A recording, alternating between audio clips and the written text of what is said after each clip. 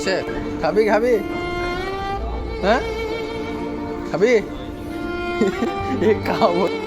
রাস্তায় কত না প্রাণী দেখা যায়, কিন্তু তাদের কেউ কিন্তু ভালোবাসাটা খাবার দেয় না।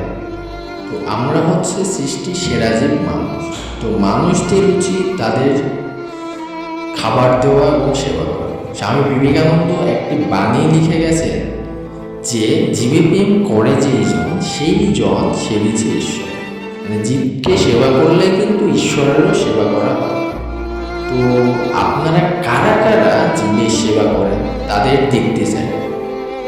যারা যারা জীবকে ভালোবাসেন, প্রাণীকে ভালোবাসেন, অবশ্যই তার জন্য আমার চ্যানেলটা সাবস্ক্রাইব করে দিয়ে যাবেন। এই প্রাণীটির জন্য হলেও একটা সাবস্ক্রাইব করে যাবেন।